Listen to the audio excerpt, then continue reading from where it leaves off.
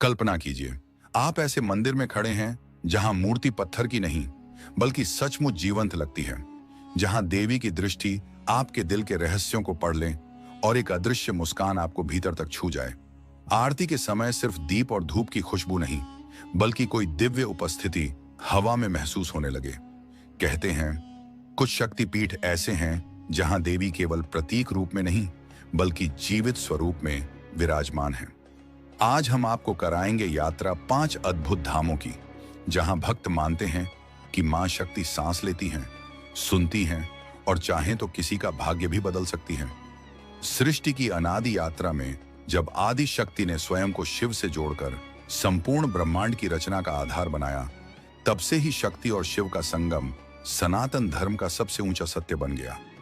परंतु जब दक्ष प्रजापति के यज्ञ में अपमान सह न पाने पर सती ने आत्माहुति दी, तब ब्रह्मांड का संतुलन ही डगमगा गया। महादेव जब सती के जले हुए शरीर को लेकर विकल होकर ब्रह्मांड में विचरण करने लगे, तब भगवान विष्णु ने अपने सुदर्शन चक्र से सती के अंगों को खंडित कर दिया और जहां जहां वे अंग गिरे वहीं वहीं पवित्र शक्तिपीठों की स्थापना हुई। इन शक्तिपीठों में देवी स्वयं विभिन्न स्वरूपों में विद्यमान है और यह मान्यता है कि आज भी वे वहां जीवित हैं, भक्तों की पुकार सुनती हैं और युगों युगों तक अपने भक्तों का कल्याण करती रहती हैं। कुल मिलाकर 51 प्रमुख शक्तिपीठ बताए गए हैं, किंतु उनमें से कुछ ऐसे हैं जिन्हें जीवित शक्तिपीठ कहा जाता है, यानी जहां देवी की उपस्थिति आज भी प्रत्यक्ष रूप से महसूस की जाती है। इन्हीं में से 5 प्रमुख शक्तिपीठों की कथा हम यहां विस्तार से जानेंगे।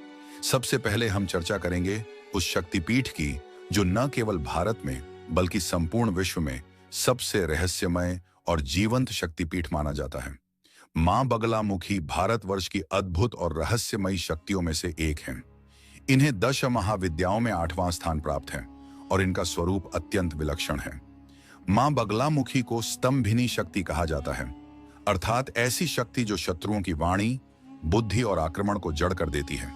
यह शक्ति केवल युद्ध में ही नहीं बल्कि जीवन के प्रत्येक संकट में साधक की रक्षा करती है। मां बगलामुखी का प्रमुख शक्तिपीठ दतिया, मध्य प्रदेश और हिमाचल प्रदेश के बांदीपुर में स्थित माना जाता है। किंतु मान्यता यह भी है कि सती का जीभ अथवा जिह्वा इस स्थल पर गिरी थी और तभी से मां बगलामुखी की पूजा यहाँ विशेष रूप से होने लगी। भक्तगण कहते हैं कि आज भी यहाँ मां जीवित रूप में विद्यमान है और जो भी सच्चे मन से उनकी साधना करता है उसकी रक्षा स्वयं माता करती है। मां बगलामुखी का स्वरूप अद्वितीय और रहस्यपूर्ण है। वे पीले वस्त्र धारण करती हैं और पीली आभा से दमकती हैं। उनके एक हाथ में गदा होती है और दूसरे हाथ से वे शत्रु की जिह्वा पकड़कर उसे वश में करती हुई दिखाई देती हैं। यह रूप अत्यंत गूढ़ है क्योंकि इसका अर्थ है न्याय और धर्म की रक्षा के लिए अधर्म का वचन और उसका बल समाप्त कर देना। मां का यह स्वरूप भक्तों को यह सिखाता है कि शक्ति का प्रयोग कभी अहंकार या अन्याय के लिए नहीं बल्कि धर्म की रक्षा और दुर्बलों के संरक्षण के लिए होना चाहिए। बगलामुखी का रहस्य और कथा पुराणों के अनुसार एक समय संसार पर असुरों का अत्याचार बढ़ गया था। देवता असहाय होकर मां शक्ति की शरण में गए। उसी समय भयंकर तूफान और प्रलय की स्थिति उत्पन्न हुई। ब्रह्मांड को बचाने के लिए मां का पीतवर्णीय स्वरूप प्रकट हुआ और उन्होंने असुरों की शक्ति को स्तंभित कर दिया। तभी से वे बगलामुखी नाम से प्रसिद्ध हुई। बगलामुखी शब्द का अर्थ है जो शत्रु को उसकी जीभ से पकड़कर वश में कर ले। इसीलिए उनकी साधना विशेषकर शत्रु नाश, वाक विजय, वाद विवाद, न्यायालय, राजनीति और युद्ध के समय अत्यंत प्रभावी मानी जाती है। बगलामुखी शक्तिपीठ की मान्यता है कि जब सती का आत्मदाह हुआ और भगवान विष्णु ने उनके शरीर को खंडित किया, तब उनकी जिह्वा इस क्षेत्र में आ गिरी। तभी से यह स्थल शक्तिपीठ के रूप में प्रतिष्ठित हो गया। यहाँ विराजमान देवी ने पीतवर्णीय आभा धारण कर अपने भक्तों को संकट निवारण का वरदान दिया। यही कारण है कि बगलामुखी माता को पीतांबरा देवी भी कहा जाता है। उनकी पूजा में पीले वस्त्र, पीले फूल और हल्दी का विशेष महत्व है।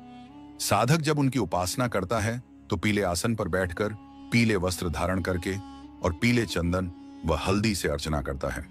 मां की शक्ति और साधना, बगलामुखी शक्तिपीठ में साधना अत्यंत गूढ़ और रहस्यमयी है। यहाँ के साधक मानते हैं कि यदि कोई शत्रु अत्याचार कर रहा है या अन्याय कर रहा है तो मां बगलामुखी की साधना से उसकी वाणी और शक्ति स्वतः रुक जाती है। यह भी कहा जाता है कि यदि कोई भक्त अन्याय सहकर मां की शरण में आता है तो माता उसके शत्रुओं की बुद्धि भ्रमित कर देती है। अदालत के मुकदमों में विजय, युद्ध में सफलता, राजनीति में प्रतिष्ठा और शत्रुओं के षड्यंत्र से मुक्ति, यह सब मां बगलामुखी की कृपा से संभव है। मंदिर का वातावरण और अनुभव। दतिया और हिमाचल के बगलामुखी मंदिरों का वातावरण अत्यंत गूढ़ और दिव्य है। यहाँ पीले ध्वज लहराते हैं और पीले पुष्पों से सजा गर्भगृह भक्त को तुरंत ऊर्जा प्रदान करता है। मां की प्रतिमा के सम्मुख बैठकर साधक जब मंत्रोच्चार करता है तो उसकी जिह्वा पर स्वयं देवी की कृपा उतरती है। भक्त कहते हैं कि यहाँ का अनुभव अन्य किसी भी शक्तिपीठ से अलग है। यहाँ बैठते ही मन स्थिर हो जाता है और हृदय में एक गूढ़ शक्ति का संचार होता है। साधना के दौरान भक्त को ऐसा लगता है जैसे माता स्वयं उसके कानों में मंत्र फूंक रही हों। मां बगलामुखी का आधुनिक महत्व आज भी हजारों लोग न्यायालय के मुकदमों, राजनीतिक संघर्षों और व्यक्तिगत संकटों से मुक्ति के लिए मां बगलामुखी की शरण में आते हैं। वे माता से प्रार्थना करते हैं कि शत्रु की वाणी और शक्ति रुक जाए और न्याय की विजय हो। मां बगलामुखी हमें यह भी सिखाती हैं कि जीवन में कभी भी असत्य और अन्याय के बल पर विजय नहीं पाई जा सकती। सच्ची विजय वही है जिसमें धर्म की रक्षा हो। मां आज भी जीवित हैं। बगलामुखी शक्तिपीठ की सबसे बड़ी विशेषता यह है कि यहाँ माता आज भी जीवित स्वरूप में मानी जाती हैं। भक्त अनुभव करते हैं कि जैसे ही वे मंदिर में प्रवेश करते हैं उनके भीतर से भय और असुरक्षा समाप्त हो जाती है। जो लोग शत्रुओं से भयभीत होकर आते हैं वे लौटते समय आत्मविश्वास और साहस से भर जाते हैं। कई बार भक्तों ने अनुभव किया है कि किसी भी समस्या में जब वे जय मां बगलामुखी का स्मरण करते हैं तो परिस्थिति अचानक उनके अनुकूल हो जाती है। यह अनुभव आज भी इस बात का प्रमाण है कि मां केवल एक मूर्ति नहीं बल्कि जीवित शक्ति है। आध्यात्मिक मां बगलामुखी शक्तिपीठ के बारे में हमने जान लिया। अब आगे चलते हैं दूसरे शक्तिपीठ के बारे में जानने के लिए। दूसरा शक्तिपीठ है हिंगलाज माता। भारत की सनातन संस्कृति केवल भारतवर्ष की सीमाओं तक सीमित नहीं रही बल्कि आज के पाकिस्तान, अफगानिस्तान, नेपाल, तिब्बत और श्रीलंका तक फैली हुई थी। और इस विस्तार में सबसे रहस्यमय एवं प्राचीन शक्तिपीठों में से एक है हिंगलाज माता शक्तिपीठ, जो आज पाकिस्तान के बलूचिस्तान प्रांत के हिंगोल राष्ट्रीय उद्यान के भीतर स्थित है। कहा जाता है कि सती माता का ब्रह्मरंध्र, सिर का ऊपरी भाग, यहां गिरा था और तभी से यह स्थान शक्तिपीठ बन गया। इसे हिंगलाज माता, हिंगलाज भवानी या नानी माता भी कहा जाता है। यह शक्तिपीठ इतना प्राचीन है कि इसका उल्लेख रामायण, महाभारत, स्कंद पुराण और देवी भागवत तक में मिलता है। किंतु इसकी विशेषता यह है कि यह आज भी जीवित शक्तिपीठ के रूप में प्रतिष्ठित है, जहां देवी प्रत्यक्ष रूप से अपने भक्तों की पुकार सुनती हैं और उन्हें आशीर्वाद देती हैं। हिंगलाज माता की कथा भी अद्भुत है।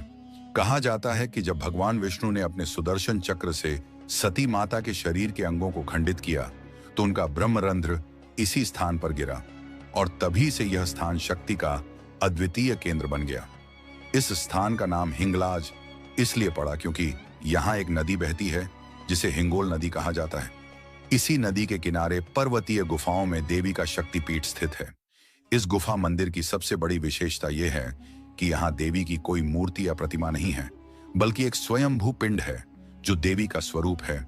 इस पिंड से निरंतर ऊर्जा और स्पंदन निकलता है और भक्त इसे मां की जीवित उपस्थिति मानते हैं। गुफा के भीतर का वातावरण इतना गूढ़ और शक्तिमय है कि जैसे ही भक्त प्रवेश करता है उसे लगता है कि वह किसी दिव्य लोक में पहुंच गया है। इस शक्तिपीठ की एक और विशेषता है कि यहाँ केवल हिंदू ही नहीं बल्कि मुसलमान और अन्य धर्मों के लोग भी दर्शन करने आते हैं। स्थानीय मुस्लिम इसे नानी माता कहते हैं और वे भी इसे उतना ही पवित्र मानते हैं। बलूचिस्तान के मरुस्थलीय और कठिन रास्तों को पार करके जब भक्त इस स्थान पर पहुंचते हैं तो उन्हें ऐसा अनुभव होता है मानो देवी स्वयं उनकी परीक्षा ले रही हों, क्योंकि यहां तक पहुंचना आसान नहीं है।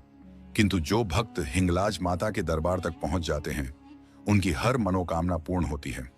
रामायण में उल्लेख आता है कि जब भगवान राम वनवास के समय लंका विजय हेतु समुद्र तट पर पहुंचे तो उन्होंने हिंगलाज माता का स्मरण किया और उनका आशीर्वाद प्राप्त किया। तब माता ने आशीर्वाद दिया कि रावण का वध अवश्य होगा और धर्म की विजय होगी। इसी प्रकार महाभारत में भी पांडवों ने यहां आकर देवी की साधना की थी और उन्हें शक्ति प्राप्त हुई थी। इन कथाओं से स्पष्ट है कि यह शक्तिपीठ अनादिकाल से जीवित और प्रभावी है।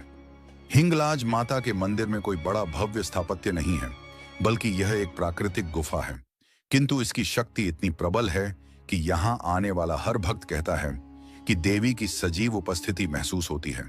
भक्तों के अनुसार जब वे पिंड के सामने खड़े होते हैं तो उनकी आत्मा तक एक गहरी ऊर्जा पहुंचती है। ऐसा लगता है कि मां उनकी हर चिंता और दुख को अपने भीतर समेट लेती हैं और उन्हें नया जीवन देती हैं। यहाँ हर वर्ष अप्रैल माह में हिंगलाज यात्रा होती है, जिसमें भारत, पाकिस्तान और विदेशों से हजारों श्रद्धालु शामिल होते हैं। वे कठिन रेगिस्तानी मार्गों और पहाड़ियों को पार करके गुफा तक पहुंचते हैं। इस यात्रा का महत्व इतना है कि इसे पाकिस्तान की वैष्णो देवी यात्रा कहा जाता है। इस यात्रा में भक्त जय माता दी के जयकारे लगाते हुए कठिन तपस्या का अनुभव करते हैं और जब गुफा तक पहुंचते हैं तो उनकी थकान और पीड़ा मिट जाती है। केवल आनंद और शांति का अनुभव होता है। हिंगलाज माता शक्तिपीठ का तांत्रिक महत्व भी अत्यंत गहरा है। यहाँ साधना करने से अद्भुत सिद्धियां प्राप्त होती हैं। तंत्र परंपरा में इसे सर्वोच्च शक्तिपीठों में गिना जाता है, क्योंकि यहाँ देवी का सिर भाग गिरा था और ब्रह्मरंध्र साक्षात चेतना का स्थान माना जाता है। इसका अर्थ है कि यहाँ देवी केवल जीवित ही नहीं, बल्कि चैतन्य रूप में विद्यमान है। यही कारण है कि साधक कहते हैं कि हिंगलाज माता का दरबार जीवित शक्ति का प्रत्यक्ष अनुभव कराता है। भले ही आज यह शक्तिपीठ पाकिस्तान में है और वहां हिंदुओं की संख्या बहुत कम है, किंतु माता की महिमा इतनी प्रबल है कि वहां के स्थानीय मुस्लिम भी इसकी रक्षा करते हैं और इसे पवित्र मानते हैं। वे इसे नानी माता कहकर श्रद्धा अर्पित करते हैं और यहाँ मन्नतें मांगते हैं। कई मुस्लिम परिवार मानते हैं कि उनकी संतानों का जन्म नानी माता के आशीर्वाद से हुआ है। यही इस शक्तिपीठ की जीवंतता और सार्वभौमिकता को दर्शाता है। हिंगलाज माता की जीवंतता का एक और प्रमाण यह है कि यहाँ आने वाले भक्तों ने अनेक चमत्कारी अनुभव बताए हैं, जैसे किसी असाध्य रोग से मुक्ति, कठिन संकट से छुटकारा और जीवन में अचानक आई सफलता। भक्त कहते हैं कि यह सब किसी चमत्कार से कम नहीं था और यह केवल मां हिंगलाज की कृपा से संभव हुआ। यही कारण है कि इसे जीवंत शक्तिपीठ कहा जाता है। संक्षेप में कहा जाए तो हिंगलाज माता शक्तिपीठ केवल एक गुफा मंदिर नहीं, बल्कि संपूर्ण ब्रह्मांड की चेतना का केंद्र है, जहां देवी आज भी जीवित हैं। यहां आकर हर भक्त यह अनुभव करता है कि मां उसके साथ खड़ी हैं, उसकी मां हिंगलाज माता शक्तिपीठ के बारे में हमने जान लिया। अब आगे चलते हैं तीसरे शक्तिपीठ के बारे में जानने के लिए। तीसरा शक्तिपीठ है कालिका। भारत की भूमि सदैव से शक्ति की उपासना की धरा रही है और यदि हम जीवंत शक्तिपीठों की बात करें तो उनमें काली घाट शक्तिपीठ का नाम सर्वोच्च श्रेणी में आता है। यह मंदिर पश्चिम बंगाल की राजधानी कोलकाता में स्थित है और यहाँ माता सती का दक्षिण पांव की 4 उंगलियां गिरी थीं। तभी से यह स्थान शक्ति का अत्यंत पावन केंद्र बन गया। यहाँ देवी काली के रूप में विराजमान है और यही कारण है कि इस स्थान को काली घाट कहा जाता है। काली का स्वरूप यहाँ अत्यंत रहस्यमय और जीवंत है। भक्त जब भी यहाँ पहुंचते हैं तो उन्हें ऐसा अनुभव होता है जैसे वे किसी निर्जीव मूर्ति के सामने नहीं, बल्कि किसी सजीव मां के सामने खड़े हैं। उनकी आंखों से निकलने वाली दिव्य आभा सीधी आत्मा को स्पर्श करती है और उनके रौद्र करुण स्वरूप में भक्त को एक साथ भय और वात्सल्य दोनों का अनुभव होता है। काली घाट शक्तिपीठ की महिमा इतनी प्रबल है कि यहाँ केवल बंगाल ही नहीं, बल्कि पूरे भारत और विश्व से भक्त आते हैं और अपनी मनोकामनाएं पूर्ण करते हैं। इस मंदिर का इतिहास अत्यंत प्राचीन है, किंतु वर्तमान संरचना 19वीं शताब्दी में बनी। मंदिर के गर्भगृह में देवी का स्वरूप विशिष्ट है। यहाँ माता की मूर्ति काले पत्थर से बनी है और उनकी लंबी जिह्वा बाहर निकली हुई है, जो इस बात का प्रतीक है कि मां काली समय और मृत्यु को भी अपने अधीन कर चुकी हैं। उनके गले में खोपड़ियों की माला और हाथों में अस्त्र शस्त्र हैं, किंतु उनके नेत्रों में करुणा है। मान्यता है कि यह मूर्ति स्वयंभू है और उसमें निरंतर जीवन का स्पंदन रहता है। यहाँ पूजा की पद्धति भी अत्यंत विशिष्ट है। देवी को रक्त और शक्ति का प्रतीक मानते हुए यहाँ बलि की परंपरा रही है। प्राचीन काल से ही भक्त अपनी श्रद्धा स्वरूप बकरों की बलि चढ़ाते थे, जिसे देवी की ऊर्जा का प्रसाद माना जाता था। आज भी यह परंपरा सीमित रूप से जारी है, किंतु इसके साथ साथ लाखों भक्त केवल पुष्प, सिंदूर और भोग अर्पित करके भी अपनी भक्ति प्रकट करते हैं। काली घाट शक्तिपीठ को लेकर अनेक किंवदंतियां प्रचलित हैं।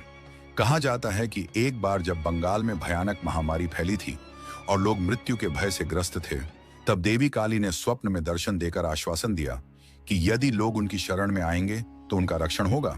इसके बाद हजारों लोगों ने देवी की शरण ली और महामारी स्वतः शांत हो गई। इसके बाद से यहाँ श्रद्धा और भी बढ़ गई।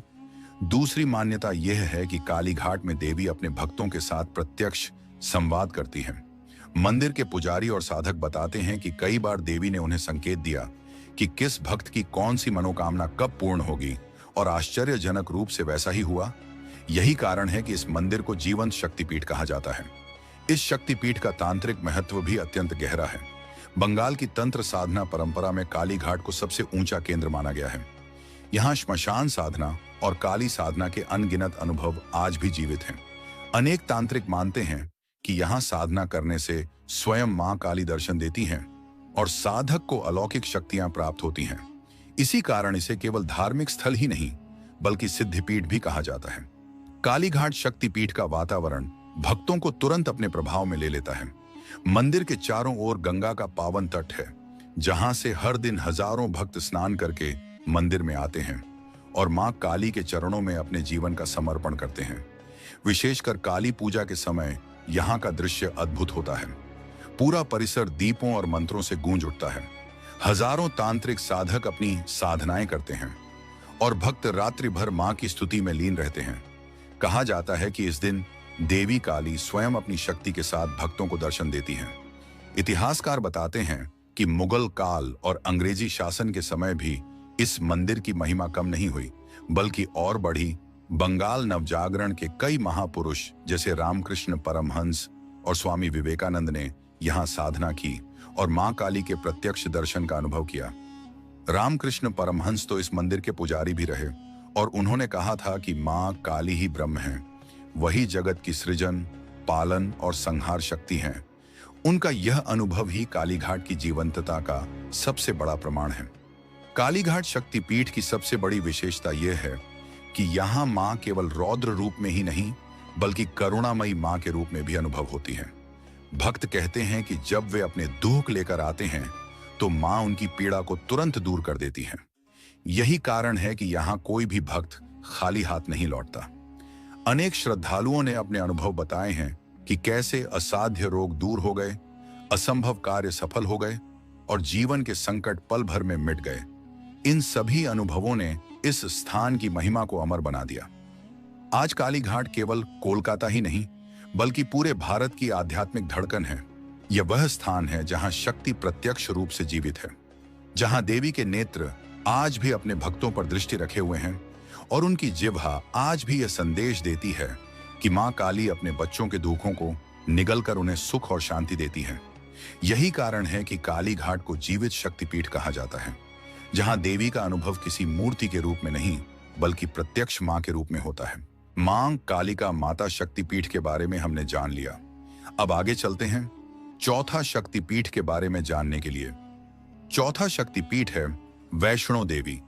हिमालय की गोद में बसा जम्मू कश्मीर का त्रिकूट पर्वत केवल भौगोलिक दृष्टि से ही नहीं बल्कि आध्यात्मिक दृष्टि से भी असाधारण है, क्योंकि यही वह स्थान है जहां मां वैष्णो देवी जीवंत रूप से आज भी विद्यमान है। पौराणिक मान्यता है कि सती माता का हृदय यहां गिरा था और तभी से यह स्थान शक्तिपीठ के रूप में पूजित है। यहाँ देवी का कोई पाषाण या मूर्ति स्वरूप नहीं है बल्कि प्राकृतिक रूप से प्रकट हुए 3 पिंडी स्वरूप ही माता की सजीव उपस्थिति का प्रतीक है। इन्हें महाकाली, महालक्ष्मी और महासरस्वती का रूप माना जाता है और यही त्रिगुणात्मक शक्ति माता वैष्णो देवी के रूप में पूजित है।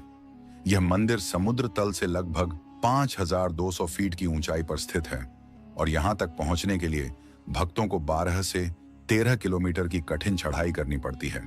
किंतु लाखों करोड़ों श्रद्धालु हर वर्ष न केवल यह यात्रा करते हैं बल्कि इस यात्रा के हर कदम पर माता की जीवंत उपस्थिति का अनुभव करते हैं।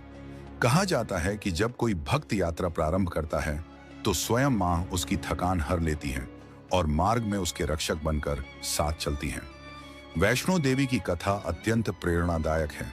कहा जाता है कि सतयुग से ही देवी ने इस स्थान को अपनी तपोभूमि बनाया। उन्होंने महाकाली, महालक्ष्मी और महासरस्वती तीनों शक्तियों का संगठन करके एक अवतार लिया, जिसे वैष्णो देवी कहा गया। उन्होंने मनुष्य रूप धारण करके त्रेता युग में जन्म लिया। उनका बचपन अद्भुत शक्तियों से भरा था। वे जन्म से ही शिव और विष्णु भक्ति में लीन रहती और शीघ्र ही वे स्वयं एक महान योगिनी बन गईं। उनका उद्देश्य था धरती पर धर्म की रक्षा करना और हर भक्त की मनोकामना पूर्ण करना। किंतु उनका जीवन भी परीक्षाओं से भरा था। जब असुर भैरवनाथ ने उन्हें अपनी शक्ति से वश में करने की चेष्टा की, तो देवी ने उसे यहां तक ललकारा और अंततः त्रिकूट पर्वत की गुफा में प्रवेश करके ध्यान मग्न हुई। भैरवनाथ उनका पीछा करता रहा और अंततः जब उसने उन्हें बलपूर्वक पकड़ना चाहा, तो देवी ने अपने त्रिशूल से उसका मस्तक काट दिया। किंतु करुणामयी मां ने उसे भी मोक्ष प्रदान किया और कहा कि भविष्य में हर भक्त मेरी यात्रा तभी पूर्ण कर पाएगा जब वह पहले भैरवनाथ के दरबार में मथा टेककर फिर मेरी गुफा तक पहुंचेगा। यही कारण है कि आज भी हर यात्री सबसे पहले भैरव बाबा के दर्शन करता है और उसके बाद ही माता की गुफा में प्रवेश करता है। वैष्णो देवी शक्तिपीठ की सबसे बड़ी विशेषता है कि यहाँ देवी का स्वरूप सजीव पिंडियों में विद्यमान है। गर्भगृह में 3 प्राकृतिक पिंडियां हैं, जिन्हें तीनों देवियों का स्वरूप माना जाता है।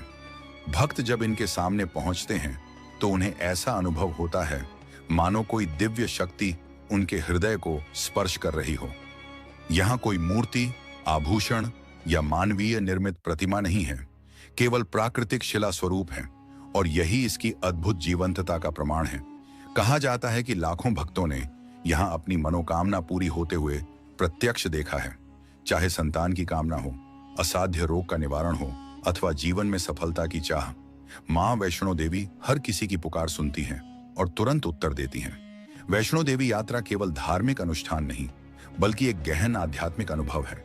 यात्रा के दौरान भक्त जय माता दी के नारे लगाते हुए पर्वत की कठिन चढ़ाई पार करते हैं, किंतु यह कठिनाई उन्हें बोझ नहीं लगती, क्योंकि वे अनुभव करते हैं कि स्वयं मां उन्हें आगे बढ़ा रही हैं। मार्ग में अर्धकुंवारी मंदिर, हनुमान मंदिर और अन्य पवित्र स्थल आते हैं, जहां भक्त विश्राम करते हैं और देवी की महिमा गाते हैं। अंततः जब वे गुफा के प्रवेश द्वार तक पहुंचते हैं तो उनका रोम रोम पुलकित हो उठता है, क्योंकि उन्हें झांत होता है कि अब वे मां के जीवंत दरबार में प्रवेश करने वाले हैं।